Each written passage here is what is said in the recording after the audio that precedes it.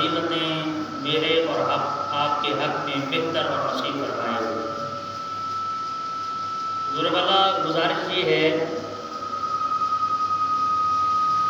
اس کائنات میں جتنے بھی انسان ہیں، چاہے کسی مذہب سے تعلق رکھتے ہیں، کسی فرقے سے تعلق رکھتے ہیں، ہر شخص کی ایک ہی تمنا اور خواہش ہوتی ہے کہ کسی نہ کسی طرح میری زندگی میں سکون آ جائے، چین آ جائے۔ اپنی زندگی کو پرسکون بنانے کے لیے ہر انسان صبح و شام تگ و دو کرتا ہے، محنت کرتا ہے، چاہے وہ غریب ہو یا امیر ہو۔ ایک غریب شخص کی تمنا اور حسرت یہ ہوتی ہے کہ وہ چیزیں جن کی وجہ سے میری زندگی میں بے چینی اور بے سکونی ہے وہ آ جائے تو میں پرسکون ہو جاؤں گا۔ مثلا ایک شخص جو پیدل چلتا ہے، وہ جب بھی کسی سائیکل سوار کو دیکھتا ہے تو اس کی حسرت یہ ہوتی ہے اگر یہ سواری میرے پاس آ جائے تو میری زندگی میں سکون آ جائے گا۔ یہ جو پیدل چلنے والی تکلیف ہے اس سے میں نکل جاؤں گا اور آسانی کی طرف آ جاؤں گا۔ وہ جو سائیکل والا بندہ ہے، وہ جب موٹر سائیکل کو دیکھتا ہے تو اس کی بھی حسرت یہ ہوتی ہے کاش کہ میرے پاس یہ موٹر سائیکل ہوتی، بس میں اس کو کک مارتا اور وہ سٹارٹ ہو جاتی، یہ ہر وقت مجھے پاؤں نہ چلانے پڑتے، میں آسانی کی طرف چلا جاتا۔ موٹر سائیکل والا کار والے کو، کار والا بڑی گاڑی والے کو، بڑی گاڑی والا ہوائی جہاز کو، یہ انسان کی حسرت ہے جو پوری کبھی نہیں ہوتی۔ یہ ایک چھوٹی سی مثال تھی سواری کی۔ اسی طرح انسان کی زندگی میں مکان بھی ہوتا ہے کہ اگر کچے مکان میں رہتے ہیں تو حسرت ہوتی ہے، پکے مکان میں ہو، پکے میں ہوتی ہے تو پھر کہتے ہیں کہ اچھی کوٹھی ہو، بنگلہ ہو۔ پھر اسی طرح انسان کی دوسری ضروریات ہوتی ہیں کہ انسان کہتا ہے کہ یہ چیز میرے پاس آ جائے تو سکون ہو جائے گا، یہ آ جائے تو سکون ہو جائے گا، یہ آ جائے تو سکون ہو جائے گا۔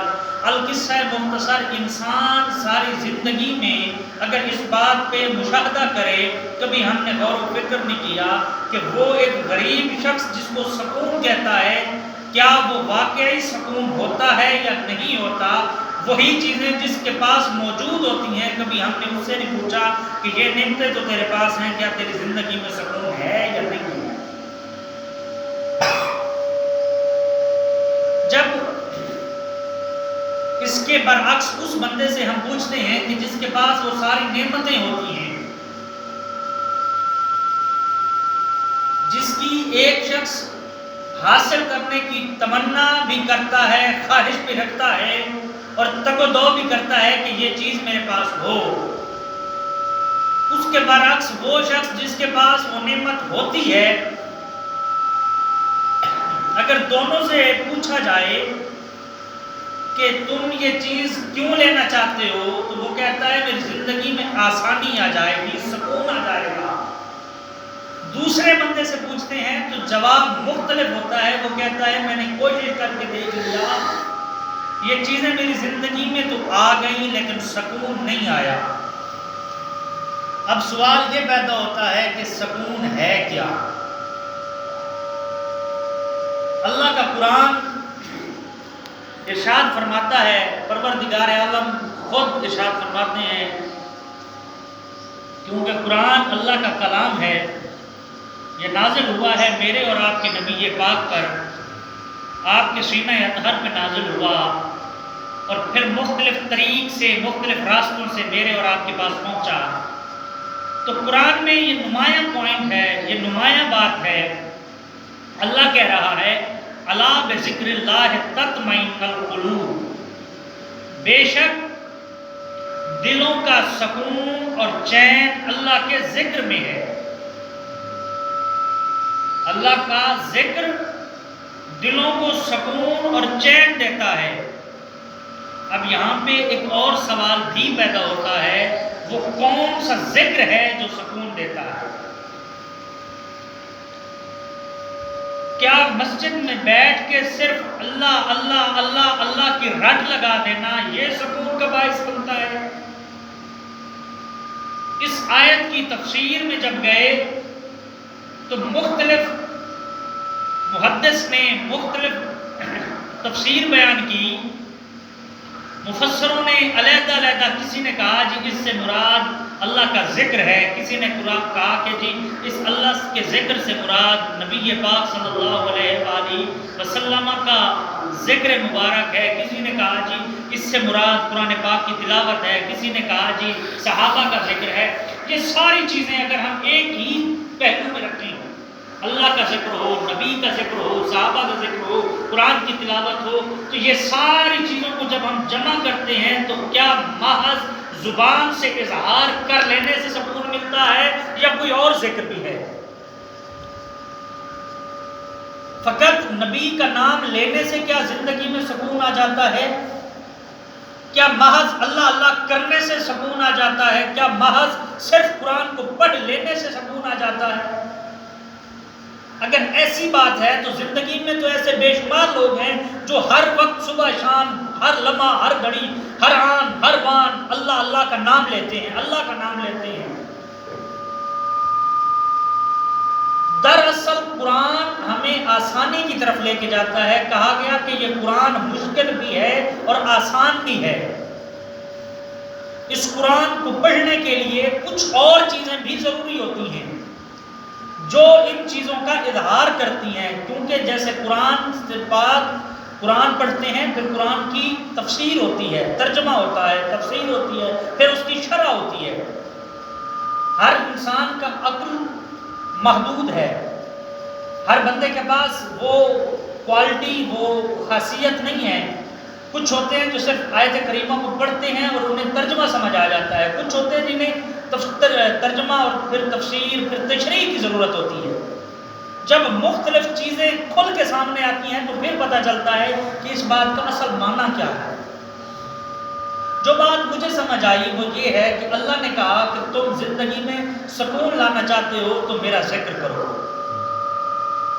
نبی پاک نے بھی کہہ دیا اگر تم اپنی زندگی میں سکون لانا چاہتے ہو تو میرے ذکر کرو۔ اگر صحابہ والی بات پہ جائیں، صحابہ کا ذکر کرنے سے دلوں کو سکون ملتا ہے۔ اگر ان تینوں چیزوں کو ہم بیٹھ کے اس کے بارے میں تھوڑا سا غور و فکر کریں تو آیا کہ وہ کیا ذکر ہے جو سکون دیتا ہے؟ کیا صرف اللہ اللہ کرنا سکون ہے، یا نبی نبی کہنا سکون ہے، یا صحابہ صحابہ کہنا سکون ہے؟ جو بات مجھے سمجھ آئی وہ کہنا یہ ہے، کہتے ہیں کہ تم کسی سے جب پیار کرتے ہو تو تمہارا اظہار مختلف طریقوں سے یہ ہوتا ہے، تمہارا اظہار بتا رہا ہوتا ہے کہ تمہیں ان سے پیار ہے۔ بات کو تھوڑا سا آسان کرتا ہوں تاکہ سمجھ آ جائے۔ جتنے بھی اولیاء کرام ہیں جنہیں ہم اپنے لیڈر اور رہنما مانتے ہیں، جتنے بھی صحابہ ہیں، جتنے بھی اہل بیت ہیں، وہ شخصیات جن کو دیکھ کے لوگوں نے اپنے راستے ٹھیک کیے، اپنی منزلیں ٹھیک کی، دراصل اصل سکون یافتہ لوگ وہ ہیں، انعام یافتہ لوگ وہ ہیں۔ جیسے کہ ہم قرآن میں کہتے ہیں یا اللہ ہمیں ان لوگوں کے راستے پہ چلانا جو انعام یافتہ ہے۔ انعام یافتہ وہی ہیں، ظاہری بات ہے، جس کی زندگی میں سکون ہے وہ انعام یافتہ ہے۔ اب وہ کون سے لوگ ہیں؟ وہ ایسے لوگ تھے جنہوں نے ان افعال کو، اس کردار کو اپنایا جس کردار کو اپنانے کے بعد تمہاری زندگی میں سکون آ جائے، دراصل اللہ کا ذکر ہو۔ سمپل اور سادہ سا ترجمہ جو مجھے سمجھ آیا ہے وہ یہ ہے، وہ عمل جس کے کرنے کے بعد تمہارے دل میں بے چینی، اضطرابی اور بے سکونی رہے، اس کا مطلب ہے وہ اللہ کا ذکر نہیں ہے۔ جس کو کرنے کے بعد تمہارا دل گواہی دے کہ یہ کام کیا ہے، آج جیسے ہم پنجابی میں کہتے ہیں یار آج ٹھنڈ پہ گئی ہے۔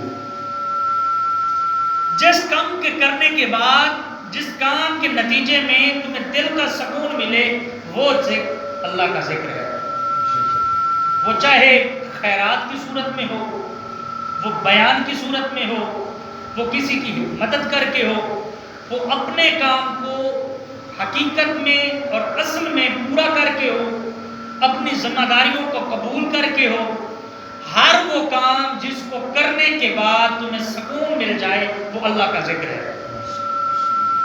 اب ان چھوٹی چھوٹی چیزوں کو ہم مزید تھوڑا سا کھولتے ہیں، کیونکہ جو ہمارا موضوع، جو ہماری چل رہی ہے سیشن، یہ ہے کہ ہمیں چھوٹی چھوٹی چیزیں جو زندگی میں بہت ضروری ہیں، جن کو ہم نے ہر لمحہ نظر انداز کیا یا ہم جن کو کبھی ویلیو نہیں دیتے، کہتے ہیں کہ یار یہ کوئی اتنی بڑی چیزیں نہیں ہیں، لیکن دراصل وہی بڑی چیزیں ہیں۔ ہر عمل کے پیچھے چھوٹی چھوٹی چیزیں ہوتی ہیں جو چھوٹی ہوتی ہیں، جو کہ تمہارے عمل کو بہتر کرتی ہیں یا بدتر کرتی ہیں۔ جیسے نماز کے پیچھے نیت ہے، ہر وہ چیز اپنا کوئی نہ کوئی مقصد بھی رکھتی ہے، اور اللہ تبارک و تعالیٰ نے ہر چیز کو با مقصد بنایا، اور انسان کو بھی با مقصد بنایا ہے۔ انسان کو با مقصد بھی بنایا ہے اور انسان کو اشرف المخلوقات۔ اب یہ کوئی ہم کتنی دفعہ یہ لفظ سنتے ہیں، لیکن کبھی ہم نے اس پہ غور و فکر نہیں کیا۔ اشرف المخلوقات کی جتنی بھی مخلوقات ہیں ان سب میں اعلیٰ انسان کو بنایا ہے۔ اور پھر انسانوں کی بھی آگے کیٹیگری ہے، جس میں منافق بھی ہیں، جس میں کفار بھی ہیں، جس میں مسلمان بھی ہیں، مومن بھی ہیں۔ مومن یا مسلمان بننے سے پہلے ضروری ہے کہ آپ ایک انسان کامل ہو۔ جب انسان ایک کامل بندہ بنتا ہے، اب چھوٹی سی مثال دیتا ہوں، ایک بچہ جو معاشرے میں اور آپ بیٹھے ہیں، ہر انسان کے گرد کچھ چیزیں ہوتی ہیں جو اس سے جڑی ہوتی ہیں۔ یہ بات بڑی لائق توجہ ہے۔ ہر انسان کے گرد کچھ چیزیں ہوتی ہیں جو جڑی ہوتی ہیں۔ ہر انسان ایک ہی وقت میں مختلف طریقوں سے جانا جاتا ہے۔ مثلا ایک شخص کہیں پہ بچہ ہے، بیٹا ہے، تو پھر وقت آتا ہے وہی باپ بن جاتا ہے۔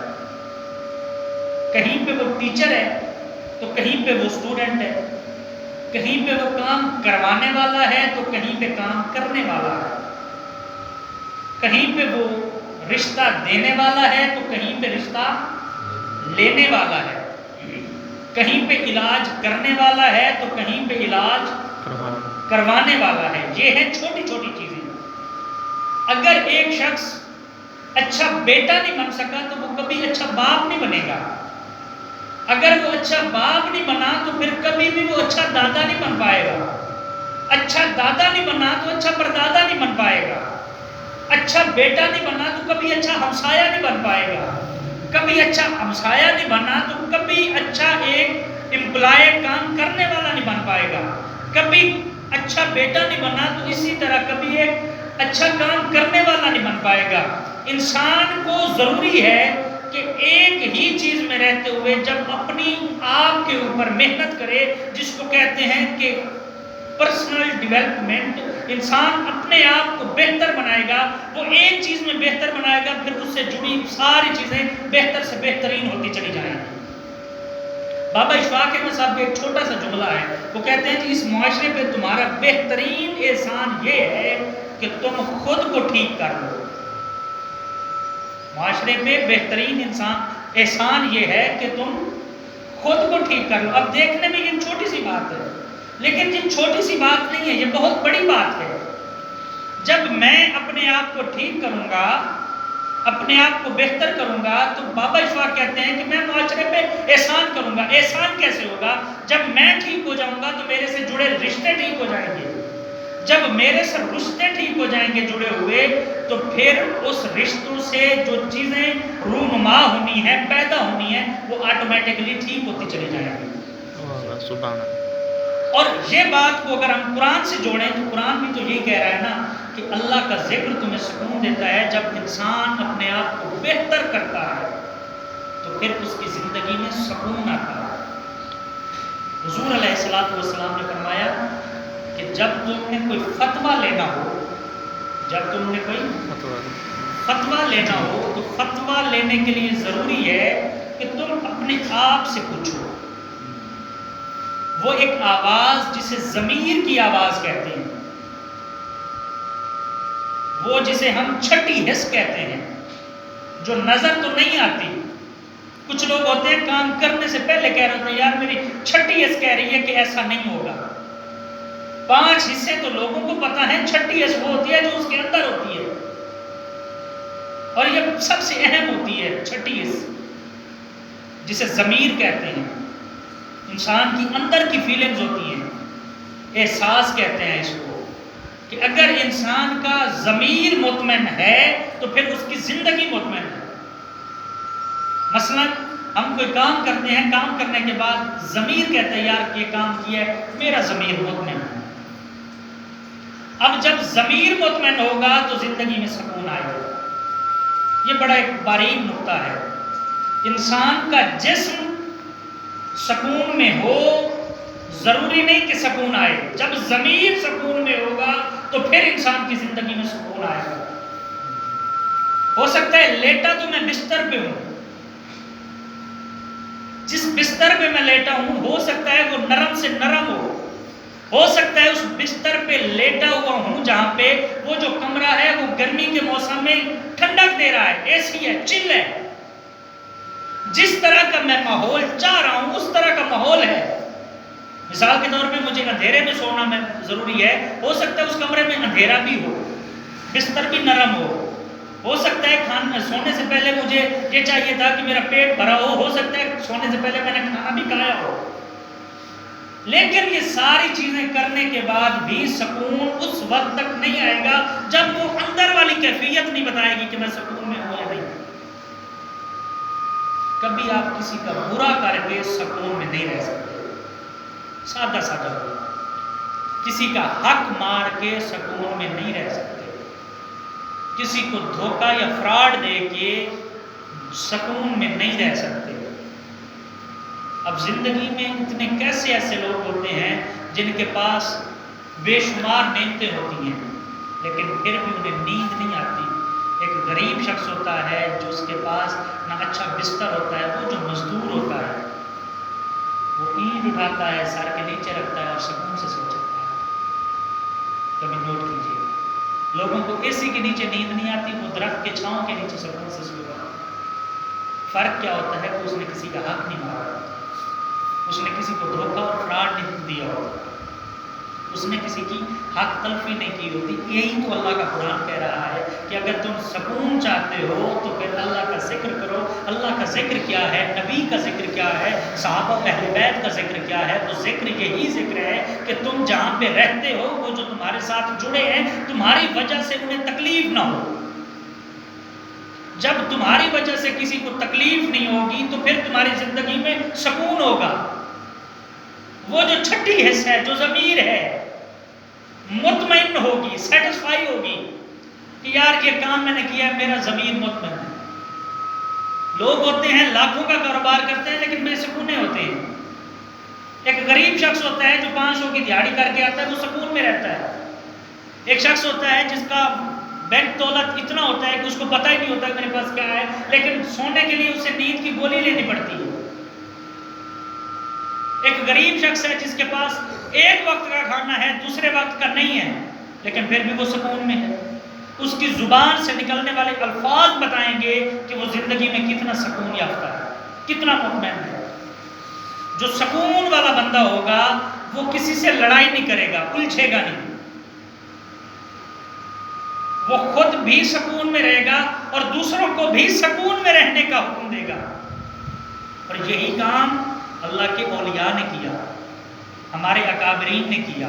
ان کے پاس جو بھی بندہ آیا انہوں نے یہ کہا کہ یار تم نے ہمیشہ خیر کا کام کرنا ہے، اچھائی کا کام کرنا ہے. اب اس کا فائدہ کیا ہوگا؟ یہ چھوٹی چھوٹی چیزیں جب ہم اس کو اپنی زندگی میں امپلیمنٹ کریں گے تو پھر اس کے نتیجے بڑے ہوں گے. اس کے نتیجے بڑے ہوں گے. کام بعض کا چھوٹے ہوتے ہیں، رزلٹ بڑے ہوتے ہیں. ایک چیز جو دکھنے میں بالکل چھوٹی ہوتی ہے انسان کو پتہ ہی نہیں ہوتا کہ وہ کتنا بڑا رزلٹ لے کے آئے گی، وہ کتنا بڑا انجام لے کے آئے گی. انسان شاید، میں پھر وہی بات کرتا ہوں کہ انسان کو بعض اوقات اس مقام پہ عبادت بھی نہیں پہنچاتی جہاں پہ خدمت پہنچا دیتی ہے. اب وہ خدمت کیا ہوتی ہے؟ وہ خدمت دراصل سکون ہوتا ہے. وہ دل کی مطمئنی ہوتی ہے. خدمت کر کے جب تمہیں سکون ملے گا، پھر ہو سکتا ہے اللہ کہہ رہا ہے کہ تم نے اس کی خدمت کی، تم نے اس کے لیے آسانی پیدا کی، تم اس کے لیے خیر بنے، اس کی وجہ سے، تمہاری وجہ سے اس کی زندگی میں سکون آیا، تمہاری وجہ سے کوئی بربادی نہیں ہوئی، کوئی تکلیف نہیں ہوئی، کوئی پریشانی نہیں ہوئی، اس کے لیے کوئی شر پیدا نہیں ہوا، تو لو میں تمہیں اس کے بدلے میں یہ چیز دیتا ہوں. آپ نے کبھی نوٹ کیا ہوگا، میں بالکل آپ کو اپنے اس لیول کی مثال دیتا ہوں. وہ نوجوان جو مزدور ہو نا، لیکن وہ اپنا کام ٹائم سے کرتا ہو، ٹائم پہ آتا ہو، ٹائم پہ جاتا ہو، جو اس کے ذمہ لگایا جائے وہ ٹائم پہ کر لے. اگر کبھی ٹھیکیدار کو، سپروائزر کو، باس کو کہیں جانا ہو نا، تو سب سے پہلے اس کی کوشش ہوتی ہے وہ اسی بندے کو کہہ کے جاتا ہے یار میں جا رہا ہوں تو میرے کو دیکھ لینا. کیونکہ اس کے لیے جو بندے کا انتخاب کرنا ہوتا ہے، وہ جو کوالٹیاں ہوتی ہیں، وہ جو خصوصیات جس بنا پہ اس نے بندہ سلیکٹ کرنا ہوتا ہے، وہ سب سے پہلے وہ دیکھتا ہے کہ میرے بعد جو بندہ ہو وہ ایسا ہو جو ایماندار بھی ہو، وہ ایسا ہو جو خود بھی کام کرے، دوسروں سے بھی کروائے. اب زندگی میں ترقی اس کی زیادہ ممکن ہوتی ہے جو کسی کے ساتھ دھوکہ یا فراڈ نہیں کرتا، جو حقیقت کی ترقی ہوتی ہے. زندگی میں آپ کو ایسے بے شمار لوگ ملیں گے جنہوں نے چھوٹے لیول سے اپنی آغاز کیا، پھر ان کی خوبیاں، ان کی صلاحیتیں اتنی اچھی تھیں کہ وہ اپنی سکلز کی بنا پہ ترقی کرتے چلے جائیں. اور یہ صرف دنیا کا معاملہ نہیں ہے، یہی دین کا معاملہ ہے، یہی دین کا معاملہ ہے. جتنے بھی اولیاء کرام ہیں، جتنے بھی صحابہ ہیں، جتنے بھی اہل بیت ہیں، جن کو ہم اپنا لیڈر اور رہنما مانتے ہیں، جن کی ہم پیروی کرتے ہیں، جن کا نام سنتے ہی ہمارے دل میں سکون آتا ہے، آپ ان کی زندگی کو پڑھ کے دیکھیں، انہوں نے کبھی کسی سے دھوکہ نہیں کیا، کبھی کسی کے ساتھ فراڈ نہیں کیا، کبھی کسی کا حق نہیں مارا. حضرت مولا علی المرتضیٰ شیر خدا جن سے میرا عشق جڑا ہے، وہ علی المرتضیٰ ایک مرتبہ کریم آقا حضور علیہ السلام مغرب کی نماز ادا کروانے لگے، مغرب کی نماز ادا کروانے لگے، تو حضور علیہ السلام نے جب جماعت کروائی تو اس وقت مولا علی المرتضیٰ موجود نہیں تھے. اب بات بڑی لائق توجہ ہے. حضور علیہ السلام جب رکوع میں تھے تو پھر جب قیام میں کر لیا تو پھر رکوع میں جب گئے نا، رکوع سے کھڑے ہونے لگے تو کہتے ہیں کہ جبریل علیہ السلام آئے اور آ کے آقا علیہ السلام کے گھٹنے مبارک کو پکڑ لیا اور کہا یا رسول اللہ، اللہ کا پیغام یہ ہے کہ آپ اس میں تھوڑی دیر کے لیے لمبا کریں رکوع. جب رکوع کو لمبا کیا، پھر ایک وقت آیا تھوڑی دیر کے بعد جبریل نے کہا یا رسول اللہ اب آپ رکوع سے کھڑے ہو جائیں. حضور علیہ السلام، یہ بھی مسئلہ ہے کہ جب آپ رکوع میں آ کے اگر مل گئے امام صاحب کے ساتھ تو پھر آپ کی رکعت پوری ہو جاتی ہے، اگر رکوع میں نہیں مل سکے تو پھر آپ کی رکعت رہ جاتی ہے. اب آقا علیہ السلام رکوع میں تھے، تھوڑی دیر کے بعد سرکار رکوع سے کھڑے ہوئے. آقا علیہ السلام نے نماز پوری کرائی، جماعت پوری ہوئی، جیسے سلام پھیرا نا تو سلام پھیر کے پیچھے پوچھا علی واہ واہ سبحان کہاں ہو؟ یا رسول اللہ یہاں ہوں. آقا علیہ السلام نے پوچھا علی کہاں ہو؟ حضرت مولا علی کھڑے ہوئے. اب بات بڑی لائق توجہ ہے. حضور علیہ السلام نے پوچھا علی لیٹ کیوں آئے ہو؟ واہ واہ سبحان اللہ. علی لیٹ کیوں آئے؟ لیٹ کیوں آئے ہو؟ اب ظاہری طور پہ جیسے سرکار نے جماعت ختم کی، سلام پھیرا، مولا علی نے بھی سلام پھیرا. کسی کو نہیں پتا، لیٹ تو وہ ہوتا ہے جس کی رکعت رہ جائے. باقیوں کے ساتھ رکعت مکمل ہو گئی، سب نے سلام پھیرا، مولا علی نے بھی سلام پھیرا، پھر بھی سرکار نے پوچھا علی لیٹ کیوں ہوئے ہو؟ علی لیٹ کیوں ہوئے ہو؟ اب مولا علی نے پوچھا یا رسول اللہ آپ کو کس نے بتایا میں لیٹ ہوں؟ نماز تو میری بھی پوری ہو گئی، رکعت تو میری بھی پوری ہو گئی. کہا اس بات کو چھوڑ تو یہ بتا لیٹ کیوں ہوئے؟ مولا علی نے کہا یا رسول اللہ میں آ رہا تھا، راستے میں ایک کافر تھا، وہ جو کافر جس کو سرکار جانتے تھے، کیونکہ جب آپ کسی محلے میں جاتے ہو تو آپ کو رہتے ہو تو پتہ ہوتا ہے کہ کون کیا ہے، کس کا نام کیا ہے۔ آقا نے فرمایا ہاں ٹھیک ہے، وہ آ رہا تھا، وہ میرے آگے تھا، میں اس کے پیچھے تھا، وہ میرے آگے تھا، میں اس کے پیچھے تھا۔ یا رسول اللہ آپ نے ہمیں ہمیشہ یہی درس دیا ہے، سبق دیا ہے کہ کسی کو تکلیف نہیں دینی۔ یا رسول اللہ وہ آپ کو پتہ ہے گلی بڑی تنگ تھی، وہ بزرگ تھا، میں نوجوان تھا، میری سپیڈ اس سے زیادہ تھی، اس کی سپیڈ کم تھی، تو بس میں نے اس کو کچھ نہیں کہا، میں نے کہا تو چلو گزر جا، پھر میں گزروں گا، بھلے میری نماز رہتی ہے تو رہ جائے۔ اب یہی باتیں ہو رہی تھی، اتنی دیر میں وہ کافر آ گئے، واہ واہ سبحان وہ کافر آگے سرکار کی دہلیز پہ آیا تو آقا علیہ الصلوۃ والسلام نے پوچھا بابا جی کیسے آئے ہو؟ کہا یا رسول اللہ غلام ہونے آیا، غلام ہونے آیا۔ آقا علیہ الصلوۃ والسلام نے کہا غلام تو میں کرتا ہوں، مسلمان تو میں کرتا ہوں، پہلے یہ تو بتا تمہیں کس بات نے مسلمان ہونے پہ مجبور کیا؟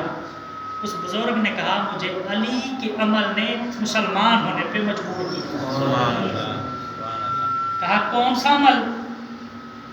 کہتے ہیں کہ میں کافر تھا اور مجھے پتا تھا کہ آپ کی نماز کا ٹائم ہونے والا ہے، اذان تو میں سن چکا تھا، اور مجھے یہ بھی پتا تھا کہ جس گلی سے میں گزر رہا ہوں یہ اتنی تنگ گلی ہے کہ اس میں ایک بندہ ایک وقت میں گزر سکتا ہے، اگر دوسرا بندہ کراس ہونا چاہے تو وہ اپنی کمر پیچھے لگائے، دوسرا بھی کمر پیچھے لگائے، اگر ایسے جا رہے تھے تو پھر ایسے ہو کے دونوں کو ایسے گزرنا پڑے گا۔